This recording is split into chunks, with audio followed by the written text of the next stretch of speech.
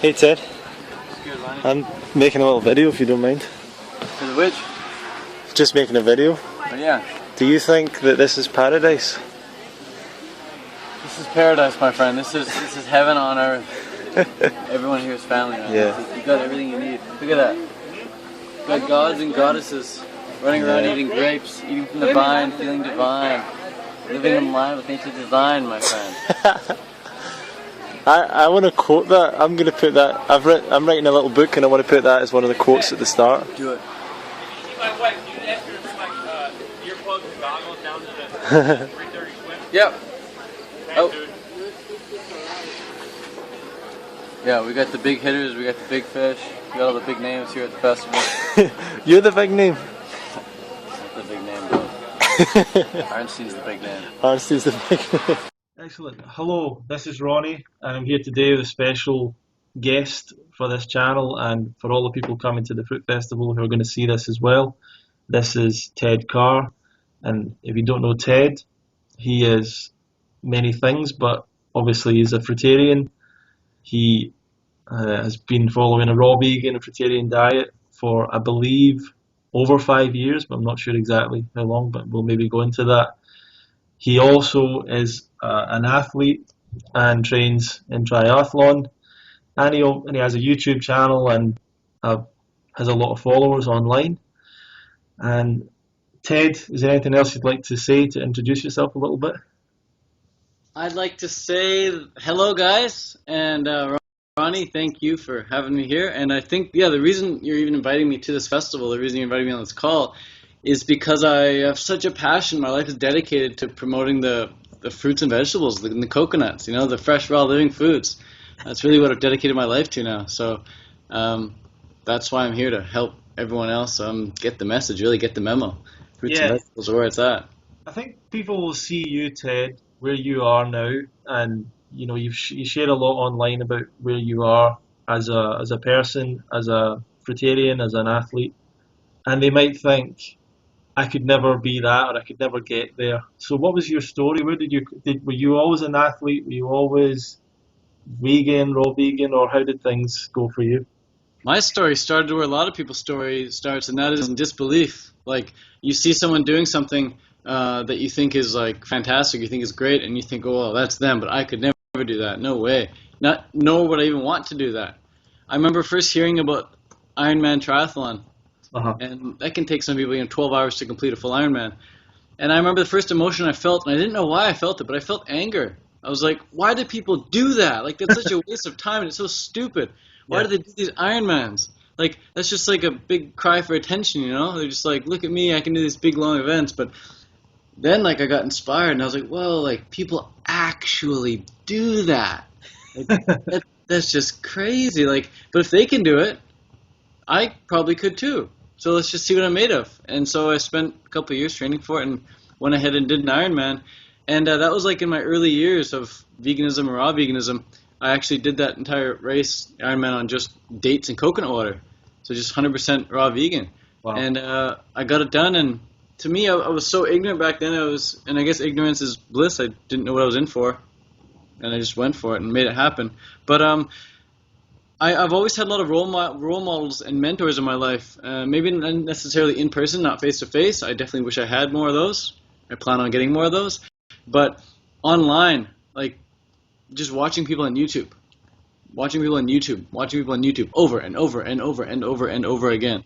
And I just wanted to live their life so bad. I thought these people were so cool. The Tim Van Ordens, the Michael Arnsteins, the Durian Riders, the Ann Osborns. These people were my idols. Dan McDonald. They were doing something that was so inspirational for me. They were living on just raw foods, like foods that I could go outside my door right now and eat in nature. They're just simple, basic, the best. And I was like, wow, they're actually living on it. They're not eating and living on any other food, and they look really healthy. They look really great. I really wish I could do that, but I'm having such a hard time getting off this other stuff. I just can't seem to get off it. And then herein lies where I seem to differ from a lot of the other YouTubers. A lot of vegan YouTubers out there pushing the potatoes and the rice, all the high carb cook stuff, and I just can't go down that path. I can't condone that because for me, I was just so hooked on it. I became so dependent on it. I couldn't get off it. And then when I found the fruit path, I felt so much better on fruit. I felt so much better on fruit every time I ate it. I kept finding myself going back to the cooked, and I was like, why am I going back to the cooked? I don't want it. I don't like it. It doesn't make me feel good on it. But I had to have it. I was like drawn to it in the same way I was drawn to my marijuana and my nicotine in college. So I just lumped cooked food in the same category as these other drugs I had to try and get off. And once I started treating the cooked vegan food like a drug, that's when I was able to accept the fact that I was addicted to it. I was able to get off it, get help, and I've been fully raw now for going on over 7 years. And there's definitely no looking back. Raw food for me is where it's at, and that's what I promote. 100% raw vegan. Definitely dogmatic about it because I believe it is the optimal way to live and optimal way to eat. If you want. Yeah, I mean that's something that I've said to a few people, and I've been telling people that are coming to the Fruit Festival and stuff that in the last few years there's been a number of people who were on a raw vegan diet or were involved in a raw vegan diet or whatever, a raw vegan lifestyle, and people have went back to cooked food or have started to incorporate cooked food again or experiment with it or whatever. And I've always continued with raw. I've always wanted to continue to improve what I'm doing, and I've always admired the fact that you were one of the people that you just kept going in your direction. There was a tidal shift to another direction, but you just kept going. So you've already explained really that you just you think it's the best. Tell us some of the benefits you got when you started to go on a raw vegan diet. My mood is so stable. And I think mood has a lot to do with your energy levels. If your energy is down, your mood's going to be a bit off. Yeah. How cranky do we get when we're undercarbed or when we're underslept? Yeah. Those are the easiest times for our mood to fluctuate. So with the fruit diet, especially with the grazing, the type of eating I do, I graze throughout the day. I can do meals, but I prefer to graze. When I graze, my energy level is very, very level, and I get very deep sleeps at night, and I wake up and I'm just good to go all day long. So my energy level is great, and as a result, my mood is always great. Can't really get under my skin. I'm just too positive. Like I just always seem to see the benefit in something, and I very much credit fruit for that. I very much credit fruit because this was not like me when I was vegan. Even when I was vegan, I was getting frustrated and angry and upset at many little small petty things. But the fruit for me, the biggest benefit by far is the mood. My mood is just amazing, and I do believe emotions dictate your life experience. So if you want to have a great life experience, your emotions better be on point. Your emotions better be nice and high. If you want to have a happy life, you have to experience happiness. And it's very easy for me to experience happiness on a fruit diet. It was very easy for me to experience the opposite of happiness when I was eating the opposite of a fruit diet. How did you feel when you saw people that were maybe, when you see people who are YouTubers and everything and inspiring people and they're moving back to cooked food? How does that does that bother you at all, or are you frustrated by seeing people do that? No.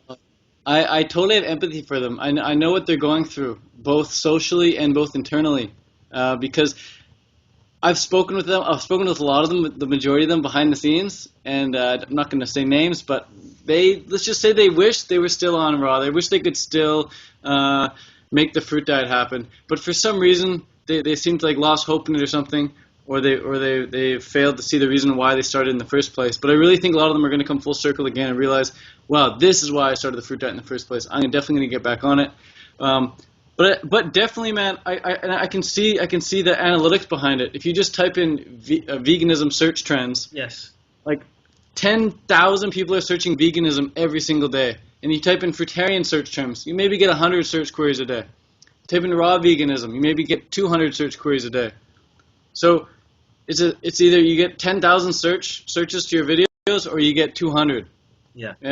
And if your income depends on you, either pushing veganism or raw veganism, and your traffic's going to come from one of those two, you're obviously going to push the one that's getting a lot more traffic. And again, you talk to these people behind the scenes, they'll tell you exactly this. The analytics support them, and it's easy to justify something when your income starts depending on it. It's easy to say I'm helping more people, or at least I'm getting them onto veganism. So that's the way they can justify it, especially financially, in an objective sense with true numbers. And meanwhile, here I am, and the numbers aren't on my side, but the feelings are. the feelings are. The raw truth is on my side. For me, that's why I stick to it, because I can't lie to myself. I can't be a walking, talking contradiction and say always do what's best, except when it comes to doing what feels best. Like, I have to do what makes me feel best, and what makes me feel best is eating a fully raw diet. But if other people can find a way, I'm sure we can. If we can send men to Mars, if we can send men to the moon, whatever. Like, we're trying to send men to Mars right now. We've already sent men to the moon.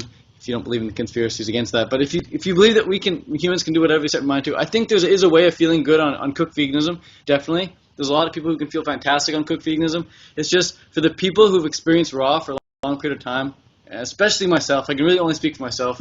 There really is no going back, because you just know, like, this. Here's the light and life, and here's like destruction. So. I understand why they're doing it, and I think if they can make it happen morally and ethically within themselves, then that's interesting, because I definitely can't. So yeah, good for them.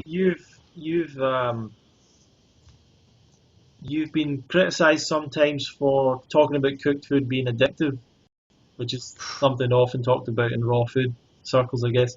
What's your perspective on that? Nicotine, the success rate for people coming off nicotine is about 20%. So if you take like 100 hardcore smokers, yeah, and you give them all the equally good chance of getting off the nicotine, and they all really want to get off the nicotine, about only 20% of them are actually going to do it. 80% are going to stick to the nicotine. Right. The same number stands true for meth. Right. 100 people addicted on meth. You give them all 100 a chance. 80% of them are going to stay on the meth. Only 20% actually going to come off it. Right. With cooked food, I believe that number's a lot less. I truly do. I really do. Yeah. And the earlier in life that you start a substance, the earlier in life you become dependent on a substance, the harder it is to get off it. Right.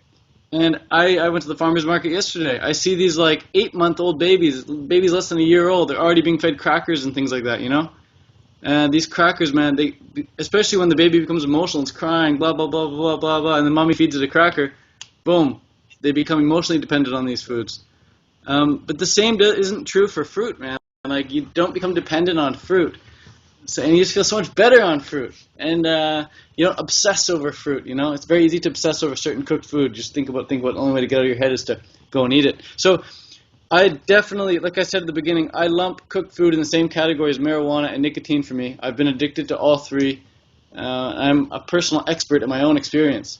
So I can say without a shadow of a doubt that for me, getting off nicotine was easier than getting off cooked food. Getting off marijuana, as hard as that was and as long as that took me to get off it, as many sleepless nights as I had on marijuana, I mean, trying to get off marijuana, I had a much harder time, and it lasted so much longer trying to get off cooked food. So I really can say that, you know, for the rest of my life, I'm going to be a recovering cooked food addict for sure. And I'm happy to help anyone else who wants to come off it, because I definitely know a few practical tips to overcome that addiction. So talk about your transition. How long did you go raw overnight? Was it did you gradually give things up, or how did it work for you? I thought I went raw overnight. Like, I still think a lot of raw vegans, I get people messaging me on Snapchat right now. They say, hey, Ted, I'm doing the raw vegan diet. I've been doing it for 7 months, but I still eat some cooked food, blah, blah, blah, blah, blah. It's like these people, like, they're saying they're doing raw vegan, and then they're openly admitting that they're eating cooked food. But me, when I went raw, I thought I was doing raw. Meanwhile, I was, like, consuming all these nuts and seeds that definitely weren't raw, even though they were labeled raw. I was definitely eating a lot of Lara bars, which were labeled, like, raw, but definitely not raw. So, yeah, I thought I was raw. I thought I did it overnight, but I was still slipping up on the obviously cooked foods, like on the. I don't want to get specific and say what cooked foods I was eating anymore. I don't want to give too much focus on certain cooked foods, because I think just by saying a food's name, like if I say mango or papaya, you're going to visualize these things. And it's going to make you want to go and consume those. So if I give credit to any particular cooked food, it's just going to make people visualize it and go and consume it. So I want to help people. I'm just going to talk about the good stuff. But in general, yeah, I would slip up on the obvious cooked foods. And I didn't want to, Ronnie. I didn't want to eat these foods. But I found myself, I'd wait till my parents would go out, wait till nobody's home. Okay, go cook up a big pot of this and just pour a bunch of crap on it, put some salt on it. And I'd be in a food coma on the ground in a lot of pain. Like, and there'd still be stuff in the stove. I just obviously cooked way too much, because I'm going to do myself in on this one. I'm going to have a good time tonight. Laying on the food, just laying on the ground in a food coma, and then I found myself getting up like 20, 30 minutes later after waking up from like a little nap I fell into and say, oh, what's leftover? And just go scooping out the little leftovers. And I'm like, dude, what are you doing? Like, I'm just hooked. And I found, like, I remember like sitting on the couch or sitting on the toilet after and just thinking like, I need help. Like, this is not normal. This is not normal. And it's like, I can't be the only one experiencing this. I can't be the only addict out there. But I was just like, man, I got to overcome this. And so that I can help other people. So, Ronnie, my transition was definitely gradual. I tried to do it overnight, but I definitely did not. I have many, many slip-ups. And it was not an enjoyable time. How long do you think it Sorry. I'd say it took me about 1.5 to 2 years to finally be totally clear. Yeah. To be totally clear. So when I say I've been raw for 7 years, that does not mean 100%. That means like for the first couple of years, I was like 99% most of the time. Every now and then I'd have a massive cooked meal. Maybe like a couple days later, another massive meal. Just go through a little phase. But every now and then some slip-ups here and there. And I got to say, still to this day, even though I may eat 100% raw, I still have some pasteurized juice from time to time. And maybe I'll have some dates. I'll have some dates. Like in Thailand, there's some dates, like dried dates, pitted dates. And apparently some people say they're cooked or something. But to me, there's no addictive factor to them. There's no addictive factor. That's something that what you just said there is something exactly how I feel about it, which is the addictive part of it is the thing to me that's the thing that's the problem. And with as you're saying, with pasteurized juice, with dried fruit or whatever, they don't have that same pull. Like if you have mangoes or pasteurized juice, you're going to go for the fresh fruit. But with cooked food, there is a greater pull. I don't know what that is. I don't know how. And you know that it's not really the flavour because you know there's not a great deal of flavour there. Right? It's kind of so confusing. It's something in your mind, So what was the first thing, like going back to you were kind of following maybe something like a junk food lifestyle, but what was it? A certain book? Was there a person you met? Was there an interview you saw? A video? Yeah. There's a triathlete actually. When I got into triathlon, that's how I really got into nutrition. It's how I really started caring about nutrition because I was like, I got to really improve my diet so I can perform a bit better. But at the same time, I was also trying to get rid of my acne. I really want to get rid of my acne. So I guess the initial trigger to answer your question was I want to get rid of my acne. And then my acne was getting a lot better, like pretty rapidly. As soon as I got rid of dairy, as soon as I got rid of gluten, it started clearing up. As soon as I got rid of eggs and meat and all that stuff, it cleared up quite quickly. But I still knew that there was some things I could do with my diet to improve it. So to improve my performance. So I started consuming Vega. Vega is like this vegan protein powder with like a whole food meal replacement. And on the label, it had a little sticker of Brendan Brazier, the formulator. He's a triathlete, or was a former professional triathlete from Canada here, in my city, Vancouver. I was like, wow, this guy does Ironman, and he's vegan. I'm going to get his book, because I don't know much about this thing, but it sounds pretty cool. So I got his book, and in the book, he's like, I recommend, he's like, it's ideal, it's definitely optimal, it's definitely ideal to do 100% raw, but to be practical, I recommend doing 80% raw. So in my head, 80%, scrap that. I want to be 100% optimal. Let's do that. So I pretty much closed the book right then and there. I'm not going to read the rest of this. He's not even promoting 100% raw, even though he says 100% raw is best. So I closed his book, got another one. I think I ordered some on Amazon, and one of them was called The Live Food Factor. That one's fantastic. It's like a big, thick one like that, big green book. Highly recommend it. Live Food Factor. And it just went through all these studies, and it was like they've done testing on the difference between cooked food and raw food on like cats and dogs and rats, and the difference is just staggering. And at the beginning of the book, there's all these testimonials of all these people who've gone raw and their life has completely changed. And just hearing testimonials and seeing like the black and white differences between cooked rats and cooked cats and raw cats, I was just like, dude, raw is obviously law. Like raw is just law. And then I got into Nature's First Law. That book is amazing. And then I got into Ann Osborne's book, Path to Paradise. The book is fantastic. That book's like a little book of poems, man. I love that book. Very well written. And very well packaged. So I think those are like the 4 key influencing books. One of them was Brendan Brazier's Thrive book, which just got me in the door. Then The Live Food Factor, Nature's First Law, and Ann Osborne's Path to Paradise. And I really haven't read that many books since. I haven't needed to. Like those books just launched me into the sophosphere, and here I am in orbit now, just cruising, and trying to give back as much as I can. But I think people need that pretty big push of information and inspiration, get them out the door, get them into orbit, and then they're just floating. Yeah, absolutely. I mean, that's what we want, really, is more people to get to that point where as you're saying, you're cruising on it, you're not struggling anymore. And I know for me, there was giving up cooked food was a kind of a huge mental, emotional battle in a whole number of ways. Really, it is quite a battle. But I know that you.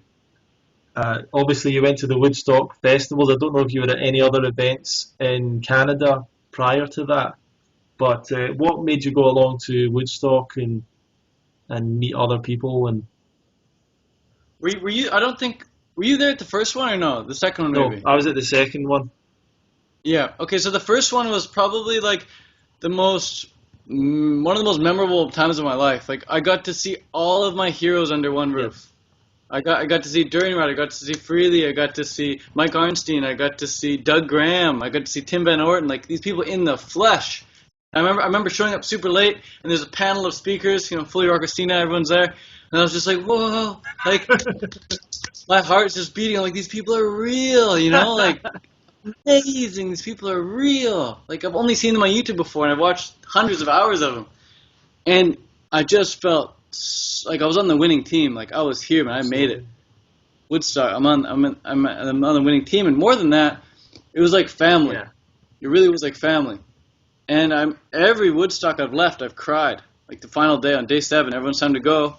I cry, man, because it's like I'm leaving my actual family behind. It's like my brothers, my sisters, my moms, my dads, my aunts, my uncles, my children. All the kids younger than me, I feel like my children. So, the reason it got me to go to Woodstock was just because all my heroes were there. There's no way I was missing that. Absolutely no way. And I remember when Mike first announced it, it was totally like, it was hard to believe. I was like, I'm going to believe it when I see it. So that was before my first Ironman. Actually, as soon as I left that Woodstock, I took the plane, I went to the Ironman and did the race. And yeah, so that was pretty cool, man. That was an amazing time in my life. I'll never forget that. Yeah, I mean, that was the first one I went. Well, I went to the second year, and it's always been a totally special thing, And I feel exactly the same as you're saying. The family feeling of it, the friendships, really special friendships, and I think that the Woodstock nearly finished last year, and yeah, I really think that 10 years time, 15 years time, people will look back and.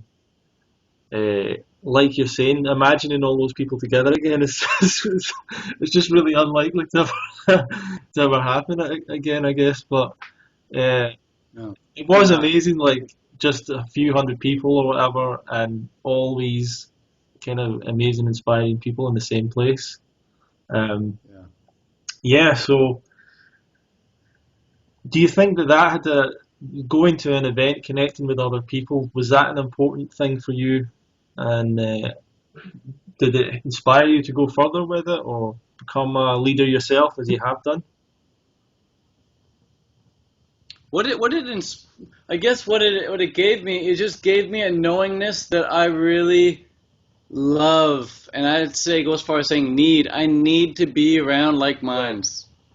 Like as much as I'm talking to you on Skype right here, we all have like a vibration that we give off physically, like when we're near someone. If I put my hand like near your shoulder, you can like feel like the magnetism like going back and forth here without even touching you. Like there's electrical force around other people physically. But because you're like in Scotland right now, and I'm in Canada, like as much as I can see you, my mind thinks maybe your eyes aren't in front of me, but my body can tell the difference. And so when I'm at the Woodstock, I'm around like 500 other like minds, bodies, and just the vibe that their bodies are giving off, my body's picking that up, and it's like. My calorie intake drops by like 1,000 calories a day. Like I only need to consume maybe like 2,000 calories a day when I'm at Woodstock, because my solar plexus is just full. Like this is just full. It's full. It's full of everyone's love, and it fills up from the eye contact and the conversations I have with people. I just feel so good there, so light. So that taught me something very powerful. Like I don't need to eat as much when I'm around other people. I feel like I wouldn't want to be anywhere else in the world when I'm around other people having a great conversation. I feel like it's the most important place to be. I feel like it's right where I'm supposed to be. It feels like I'm really activating and living my life purpose when I'm around other like minds. And I really want to get something going where it's just like we have these year-round, you can call them festivals if you like, but just year-round communities all around the world. You could have one in, California, you could have one in Hawaii, you could have one in England somewhere, you could have one, whoever, Canada, it doesn't matter, just have year-round festivals, all over, communities year-round. So you can basically, or you could festival hop, 1 month per place around the world, and you just go from one festival to the next. Have 12 festivals in the year, and just every year spend a month at a different festival. That'd be amazing. Just something. But it just gave me the experience of needing to be around other people, for sure. Did it give you a vision of how it, like you're saying about the festival hopping idea, and did it create a vision for you of the future, of how you wanted life to be, of how life could be different in some ways? Well, before that festival, I think I was always fascinated with the documentary of Woodstock from like 1960s, I think it was. Watched the documentary a few times, and I just love all these people coming together for the purpose of having a good time. Absolutely. That's why they're there. Just come together for the purpose of having a good time together. And so, Woodstock just gave me the vision that, holy crap, like, it's reality. And I wrote down in my mind movie, like, I live around a bunch of Fruitarians. Like, I live in a like-minded community. And I get to Woodstock, and it's like, whoa, it's reality. But in my vision board, my mind movie, I didn't write down, like, I spend 365 days a year with 500 like minds, I just wrote I live with. I didn't say for how long. So next time I'll specify. But, it gave me evidence that it's definitely possible, and it feels damn good. It really does. I think festivals are a must for anyone who wants to experience the magic of life. You're never going to experience more synchronicities than you will when you're at these festivals with a bunch of like minds and you're feeling really good. Well, I'm really happy that you've agreed to come to the UK festival, and if people don't know that Ted's coming, then you found out now. But I know that you wouldn't have been able to come, but you've kind of had a break in your schedule. Yeah. Great. Exactly. Yeah, I'm stoked, man. It's totally fluky. If you had asked me a week before, I would have said no, sorry. And if you'd asked me a week later, I would have said no, I already got plans. So, yeah, like, you asked me at the perfect time, man. It's amazing how this worked out. It's kind of funny because I was late to ask you as well. I was meant to ask you before I did, I think, and I was just... You thought you were meant to ask me before, but you actually meant to ask me when you did. Yeah. What about? I know that you're very into kind of personal development, a positive mindset, and you were talking about mind movies and things like that. What got you into that? Who's your inspiration in that, and how does that help you?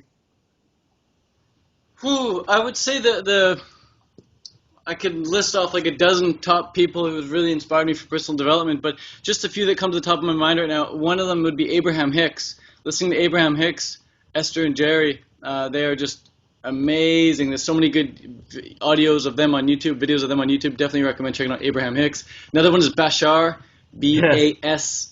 I love listening to Bashar. A lot of what I say on my YouTube is really a combination of Abraham and Bashar, and people tell me, like, oh, Ted, you're so wise. And I'm like, I've just been raised by Abraham and Bashar. Like, I have no choice but to re-spew what they've put in my head, just in my own words. But I don't make this stuff up. It comes from them, and I experience it, so I experience it so strongly that I have to say it out on camera again. So Abraham and Bashar really made me who I am today. And then some other great personal development thought leaders, I should say, would be Bob Proctor. Bob Proctor is been a massive help for me. Darren Hardy for sure. And Brian Tracy, of course, Jim Rohn. Jim Rohn's been fantastic. So Anthony Robbins, how can you go without saying Anthony Robbins? These people, they all have their own style, and I can't say that I absolutely love any of them more than I love taking all of them and creating my own content with them. It's very interesting. Like, whenever I hear them speak, it's like, wow, what they're saying is like so on point, and I know I could make it even better. So there's something in me that, like, when I hear what they say, it's like, that's fantastic. Now let's make it better. So but whenever I try and make it better, I'm never quite satisfied with however I put it out there. I was like, oh, that could be way better. But so I've just decided to listen to a whole bunch of them because thoughts become things, and if you're listening to really successful people, then you're really listening to successful thoughts. So if you can make those thoughts your own, then you're going to become success as well. What's your daily rituals with that? Do you have any particular things you do every day? Yeah, definitely. I meditate every day. I try to wake up early every day so I can get an extra head start on the day to meditate. Um, Other thing, I used to go for audiobook walks every day. I think what got me to where I am now is not necessarily what I do now. Like I used to not meditate. I only started meditating a few months ago, maybe 6 months ago. But now that's like 100% first year thing. It's like next level for me. But what got me to where I am today is rewatching these mind movies that I created over and over and over again. Another thing that got me to where I am today is audiobook walks. Going for these long audiobook walks, listening to the same audiobook walk on repeat. Like it's like a 45-minute or an hour audiobook walk. I'll listen to it like 3 times in 3 hours. Just over and over and over again. And another thing that got me to where I am is rewriting down my goals, writing them and rewriting them, writing them and rewriting them, just getting clear on them, man. Those 3 things. So being clear on what I want, listening to audiobooks, and just watching my mind movies, like watching what I want over and over and over again, and taking a lot of notes. Because at one point this was all new to me, and learning about the mind, the law of attraction. A lot of people don't even know the difference between conscious and subconscious mind. They really don't know. So at the UK Fruit Festival, I plan on explaining to everyone the difference between the conscious and subconscious mind, how you can really utilize your subconscious mind for the good that you desire, and how to get in vibrational alignment with what you want so you can start experiencing more. It was just a big learning curve, going from knowing nothing about personal development to knowing like as much as I know now. There's a lot. Now what it comes down to is, Ronnie, how easy is it to go into the library and think like, oh, I want this book, that book, this book, that book, this book, and that book. I mean, you get home and you're like, okay, like I'll read those next week. I'll read those next week. I'll read those next week. Oh, I want that book, I want that book, I want that book. Oh, but I'll read them next week. Like you never actually get to the books. And I found if you just take one book, any book, and you just make it your Bible, you'll go places. It'll take you places. Take any personal self-development book and actually do what it says, which is like very hard to do because we're so conditioned by our habits. About 95% of what we do every day, Ronnie, is by habit. We just slip into habit. So even me Skyping you right now is a habit. I can Skype someone, sure, let's do it. Instead of like, writing an ebook or something, which is not a habit for me. But some people it is a habit. They keep writing ebooks over and over and over again. So success becomes a habit. So I'm very good at Skyping people because it's a habit. I'm very bad at replying to emails because that's not a habit for me. Some people are very good at that. So anyways, the point is, the biggest thing I've learned, I guess, since getting into personal development is that you actually taking advice is very easy, but applying that advice, actually doing that advice is a different thing. It's quite hard because we're just so chained to our habits. There's a lot of people who are trying to change to a raw vegan diet, and they will say that it would be much easier if they were in a tropical location or something like that, or they were in Thailand or whatever. You've done a raw vegan diet in Canada and in Thailand and another few places. What do you think are the benefits or the pros and cons of Canada versus Thailand? Yeah, well, I've been in Thailand now. I was there for 2 years, and about 2 years, and I'd say 99% of the vegans I met there who came over and thought they'd be raw once they got to Thailand immediately went back to cooked. Because your addiction doesn't disappear in the airplane, You don't get stuff in the airplane and as you're like 5,000 feet in the air, it's gone. Like, you still have that. So living in a tropical climate doesn't mean you're going to eat raw at all. What determines whether you're going to eat raw or not is really what you're feeding your mind and your brain. So if you're still watching a bunch of YouTube videos of people eating cooked food or talking to a bunch of cooked food people and talking about food or just hanging around them, watching them eat the food, you're going to eat the same food. We're social beings.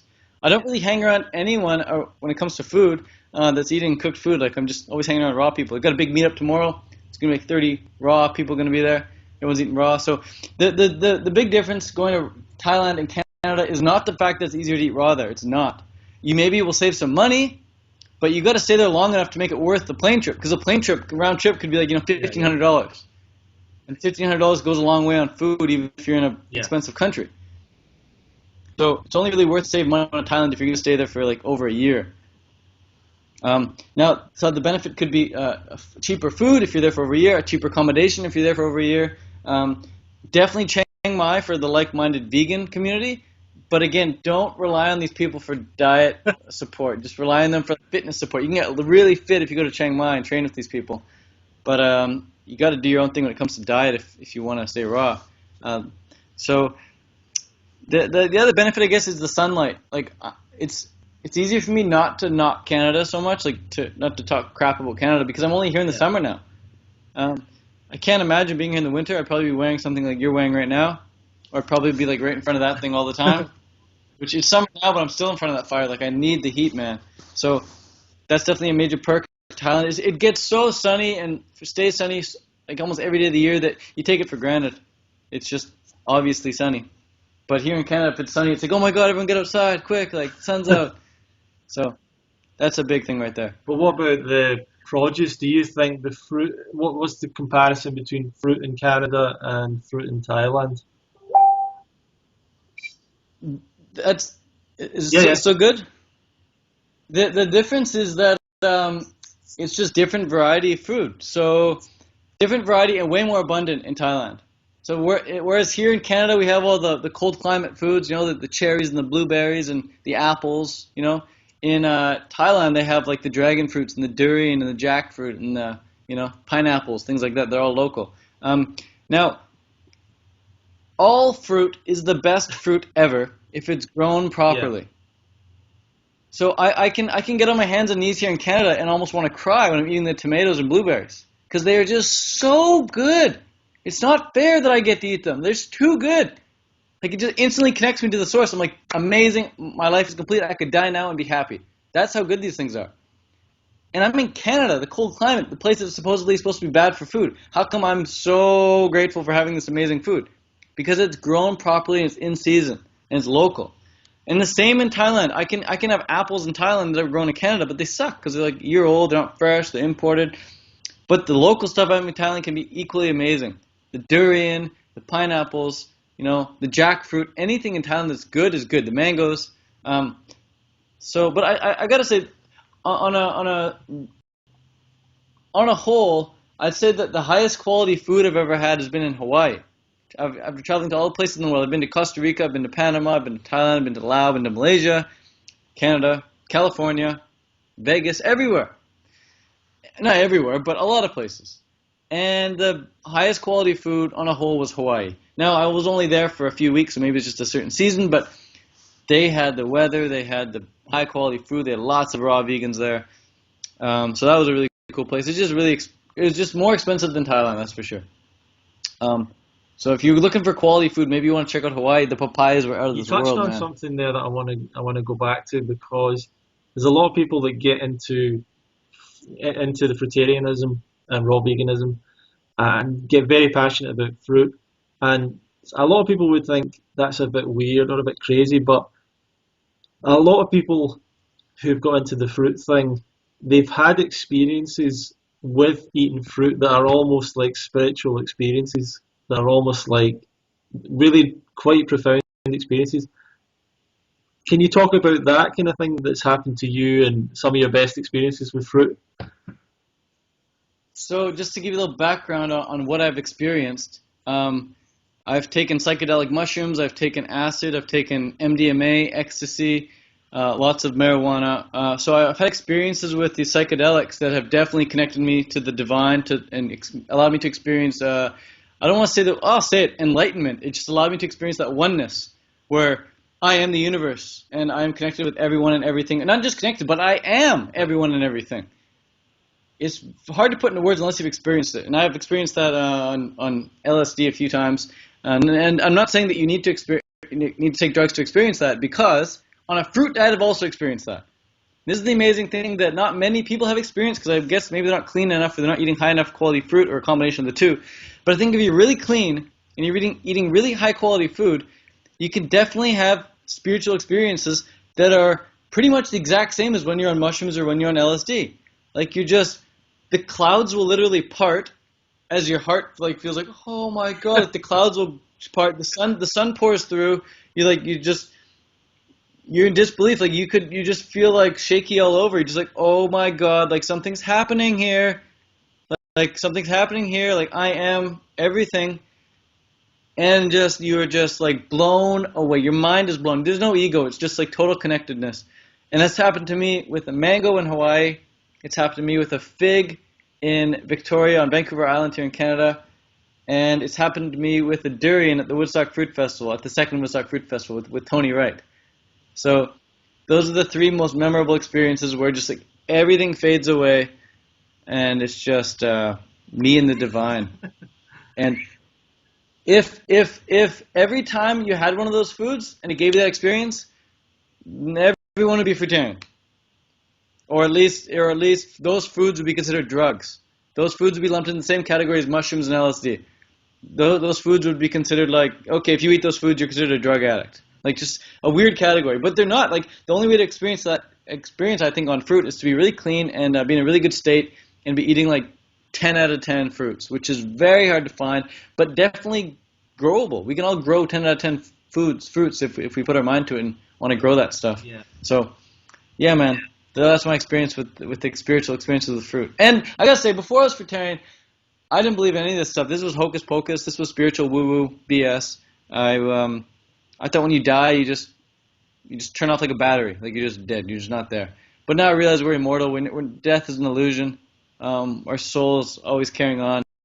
We exist, and in some form, we always will exist. And I gotta credit Fruitarianism for teaching me that for sure. It's an important thing to point out that you really you don't. Well, you probably use the different phrases, but you really identify as fruitarian. So what do you define as fruitarian, and what might be the difference between that and a regular raw vegan? That's an interesting one, Ronnie, because like I said earlier, there's people who are calling themselves raw vegans and they're eating a bunch of cooked food. And before, I'd be like, don't call yourself a raw vegan, how dare you? You know, like you're still eating cooked food. But now I'm like, that's great, use that label, use that term. Promote it. It's like people wear fake Nike t-shirts. It's not really Nike, but it's the same logo. It says Nike on it, but Nike didn't make it. It's just a fake. But at least Nike's happy. Hey, they're promoting Nike. Awesome.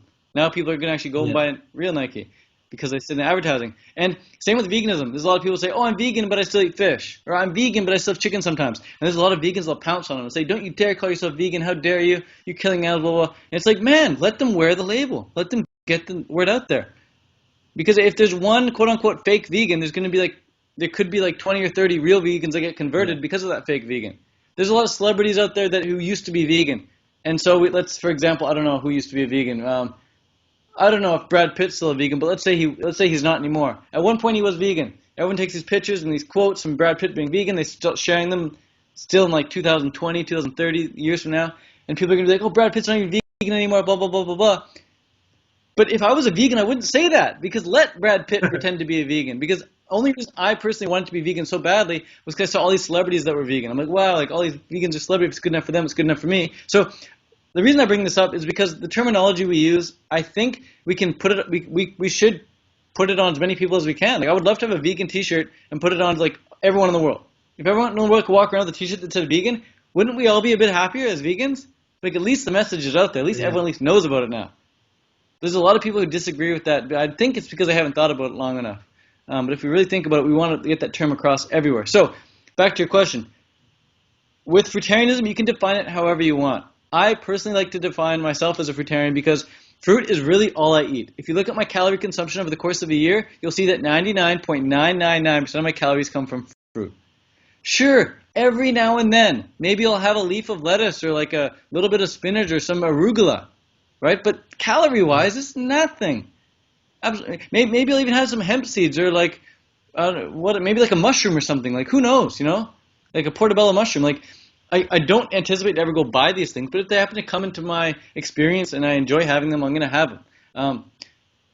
But still, 99.9% of my calories coming from fruit, raw fruit. And that's why I call myself fruitarian. But I've realized, like I told you before, with like the trends and the analytics, it's much more beneficial for me as a YouTuber, someone on social media, to start using the words raw vegan a lot more, because I get searched in a heck of a lot more. So even though my niche group, even though my videos are about fruitarianism, I'll use a lot more titles like raw veganism nowadays. I'll put in the hashtag raw vegan just because it brings in more traffic. Once people type in raw vegan, they actually find fruitarianism. And Ronnie, I get emails every day, Snapchats every day, Facebook messages every day, comments on YouTube every day saying, wow, I never knew about fruitarianism before I found your channel. So perfect. If one person says it to me every day for the rest of my life, I'm doing my job. I just want people to know about fruitarianism. I want people to know that you can live on just fruit and feel amazing. So that's how I define fruitarian, just someone who gets most of their calories from fruit. But feel free to call yourself a fruitarian if you still eat McDonald's, man. Just get the word out there, So please. let's talk about um, your achievements with athletics. We've not really spoken about that yet, but you were talking about you did an Ironman. What exactly is that? How far is that? An Ironman, do you know what, kilometers or miles? Miles. Miles. Yeah, oh man, I don't know miles. Just Sorry, kilometers. but So, it's 3.8 kilometers swimming, followed by 180 kilometers of wow. biking, followed by a marathon, just 42 Wow. kilometers of running. So that may not mean something. That may not mean a lot. That may not mean anything to a lot of people watching, listening. But let's just say that takes the average person about 14 to 15 hours of non-stop cardio with your heart rate up above 120, 130. So go on the elliptical, go on the stationary bike, go on the treadmill next time, get your heart rate up to 130, and just think about holding that for 15 hours. Wow. Non-stop. It burns a lot of calories. You burn way more calories than you consume. You get to the finish line, you're absolutely dead. You see a squirrel crossing the road, you might burst out crying. You see like you feel the breeze of the wind across your hair, you might start crying. Like you're just depleted. You know what you're saying? You're drunk on depletion. It's pretty crazy. So I've done Ironman. I've done many half Ironmans. I've done plenty of sprints and Olympic distance triathlons, swimming, biking, running. Done some duathlons. But my real passion, Ronnie, is running. I absolutely love running. And I'm only now realizing that now that I'm injured. I got injured twice in Thailand with my thumb. I broke my thumb, same thumb twice within about 8-week period. So I wasn't able to swim for a long time. Lost all my swimming gains. Put so much effort into swimming to get pretty good. You put so much effort into swimming, you save a few seconds. That's like massive. Spend a lot of money on coaches, equipment, training, video footage, just to like tweak some party techniques, save some seconds, and then I get injured and this all goes to poof. I put in a 40-hour training week in Thailand. A lot of that was swimming. Easy to spend hours in the pool. And then poof, all that's gone. So swimming went out the window. Also, when you break your thumb, you can't really ride your bike because I couldn't put any pressure on the handlebars. So cycling went out the window. All I was left with was running, which happens to be my favorite. I love running. I can run all day. But I did way too much, way too soon, ran too much, too fast, too soon, ended up hurting my hamstring. Now I wasn't able to swim, bike, or run. All I could do was rest. And then I really started dedicating my time to meditation. And found a lot of benefit from meditation and got a lot more work done on social media. But I'm getting back into running now, slowly but surely. I'm not super passionate about swimming or biking these days, so I might just take the next couple seasons, dedicate to strictly running, see if my motivation and passion goes back for triathlon. But now for the future, I think I'm just going to focus on running for now. I absolutely love it. It doesn't take any willpower for me to run. I can just get out and run. It definitely takes willpower to swim and bike, but no willpower for running. Would you go into ultra marathons, long distance, or more? Eventually, I'm too young and I'm too busy right now. I got more important things to do. Like I find myself halfway through these half Ironman races, and I'm like, man, I still got like another couple hours to go in this race. I'd rather be at home working, putting out social media content. Like it just takes up too much time. I have higher priorities now. I put out a video on YouTube. I can reach like 1,000 people in 24 hours. I can't do that with a triathlon. Nobody cares if I do a triathlon, really. So I'd only be doing it for myself. And if I'd rather be helping other people, I might as well just get home and get on social media and start cranking out stuff on the net, so that I can eventually meet these people in real life, face to face, like at these festivals. I wouldn't be coming to this festival, Ronnie, if I didn't do my due diligence on social media. I wouldn't be coming to this event. So I absolutely love seeing people in real life, connecting with like minds, and I can do that a lot deeper and more intimately with raw food than I can with triathlon. So I'm switching my focus, my priorities here, and this wouldn't have happened if I hadn't got injured. So everything definitely does happen for a positive reason. Yeah, well, just to speak a little tiny bit about the festival, if people are interested in coming, they can go to the website, fruitfest.co.uk, and we'll give a shout out. You've got a discount code for it, so if people are coming, if you want to come and get a 10% discount, Ted's code, I think it's Come Fruit Yourself. Pretty sure it's and that's yourself. So if you want to come to the event and you're coming to see Ted and you want to let us know that, and Ted will get a little kickback for that as well, and everyone's happy. And then use the Come Fruit Yourself code on the website. And the event is 27th to the 31st of July, from Wednesday to Sunday.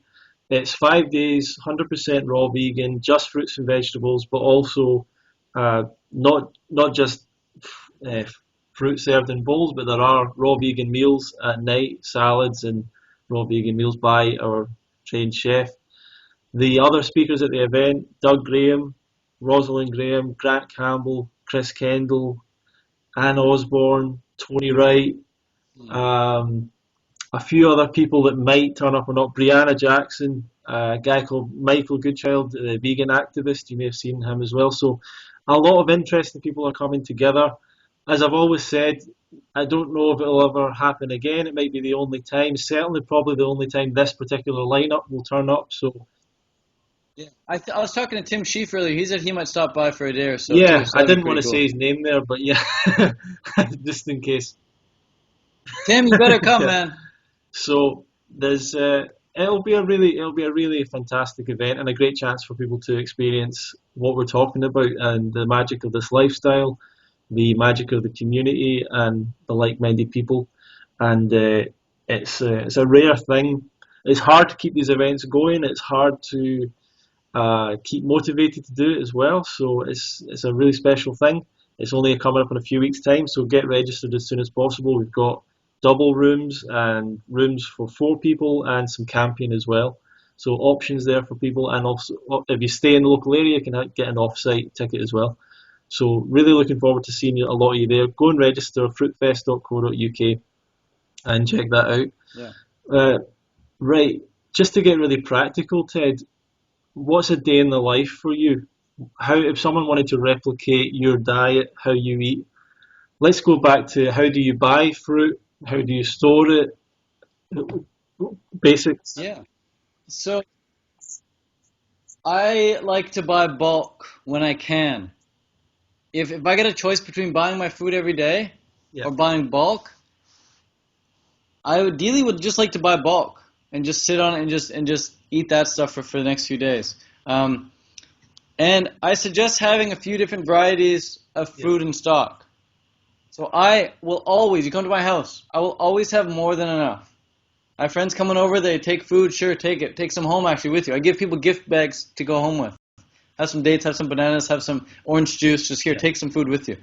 So that's tip number 1. Stock the fruit up. Stock the F up. Stock the fruit up.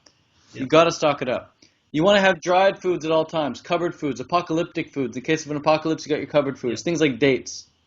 You want to have your freezer foods, foods that are good all year long in the freezer, like the blueberries, the frozen berries, the bananas. My fridge right now is absolutely full of bananas. You cannot fit anything else in there, just packed with bananas. The other thing that you want to have is fridge food. So foods like maybe you juice some orange juice, you put that in the fridge, or you have some really ripe bananas that you want to put in the fridge, slow down the ripening, you put that in the fridge. You have some berries like raspberries, something you want to put in there, put that in the fridge. Have fridge food. The other food you want to have is shelf food. Food that's on your shelf, and those divided into 2 categories. You got your unripe stuff, and you got your ripe stuff. The ripe stuff ideally is stuff that's ripe and it's pretty much good for the next 2-3 days, and the unripe stuff is stuff that's going to be good in about 4 or 5 days. So you can always be recycling these things. Whenever you have ripe food, you got to have unripe food. Whenever you have unripe food, you got to have ripe food. And I'd say the staples for me back here in Canada, definitely the avocados, the bananas, the oranges, the grapefruit, and the fresh local stuff like the berries and nectarines and things like that. Whatever is really good and local. Pretty much what I'm eating right now. All that local stuff on top of the oranges and bananas and dates and avocados. Now, that's it, Ronnie. I buy bulk and I stock up and I just keep making sure I got everything in stock. As far as how I go about eating it, I definitely graze. So I'll wake up and I'll have whatever I want, whenever I want. Sometimes I wake up and I'll wake up at 5 o'clock. I'll do work on the computer till 7 a.m. and I'll go for a walk from 7 a.m. until 12 noon without eating. That's 5 hours without eating.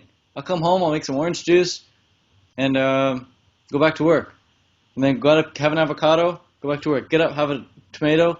Get up, have half a banana or something, make some orange juice. Like I'm just grazing throughout the day, whatever's good. Excellent. And dinner, I try and keep nice and light. I definitely don't have big salads anymore, because it just weighed me down too much. It took too much time, and fruit is just as good. Fruit, if you're not enjoying your fruit, find a way to get better fruit and enjoy it, man. It should be just as good to have for dinner as it is for breakfast. Some people who just eat fruit struggle with some savory cravings. What do you feel with that? I don't know. I can't relate to that because, like, if you're eating the best food ever, you won't want anything else. If you're eating mediocre food, yeah, you're gonna want something else. Just mix it up a bit. But I can't relate to that. I can't, like, if you're eating the best food ever, there's nothing more than you want than just that. But if you want savory, have some tomatoes, have some celery, whatever. If you don't want to do celery because that's not a fruit, then just have more tomatoes. Have some hot peppers, maybe. Tomatoes and hot peppers. Hot peppers are fruit. Cucumbers, whatever. It's a fruit as well. Zucchini. But yeah, if you want, I have a few savory recipes in my clean and simple recipe ebook. So if you go to fruitliving.com/ebook, you can get like over 50 raw vegan recipes there, a few savory recipes there, zucchini noodle pasta, things like that. Excellent. So that's what I recommend. Well, you've given us a lot of time there, Ted. Thanks a lot for giving me the time. It's always a joy to speak to you. I've always enjoyed meeting you and speaking to you. I remember seeing you. A funny story. A couple of days before I went to Woodstock the second time, came across the video of you training, like one of your triathlon videos, probably one of your first big videos, and just thinking, here's another guy that I was kind of looking at or looking up to or whatever. Here's another guy that I've never seen before, who's a raw vegan athlete, and literally 2 days later bumped into you at Woodstock. So it was just so funny to see that video and then see you a couple of days later. But I didn't really get to know you. I just kind of said to you, hey, I saw you in that video, and you were kind of surprised that someone had seen it or whatever. But I've always really enjoyed seeing you over the years and getting to know you better, and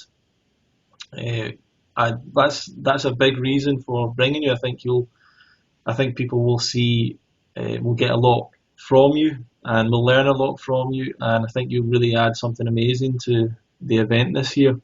So really looking forward to the event and to seeing you again. And do you have any final message you want to put out there for people? How do they connect with you if they want to come across your stuff? If you guys have watched this entire interview to this point, add me on Snapchat at Ted Carr.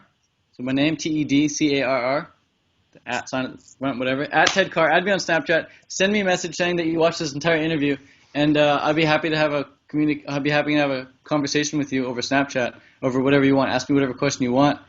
And if you guys want me to address any particular YouTube video topic, whatever, go to my Patreon page.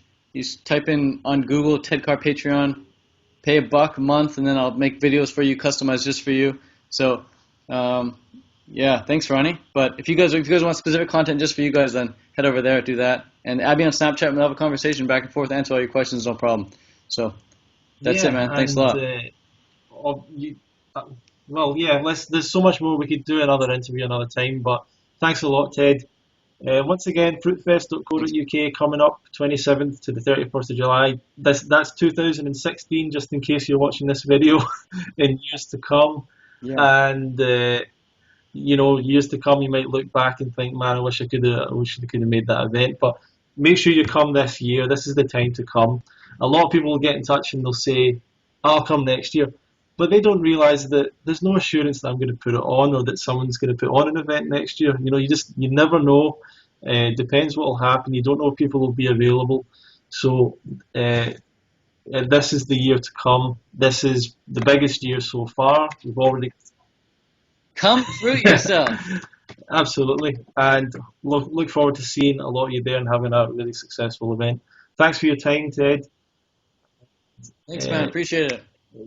Subscribe to this channel. Go to tedsfruitliving.com. Subscribe to his stuff. Fruitarian on Snapchat or Fruit. Ted Carr on Snapchat. Fruitarian on Instagram. Thank you, Ted. See you soon. Peace, man. Adios.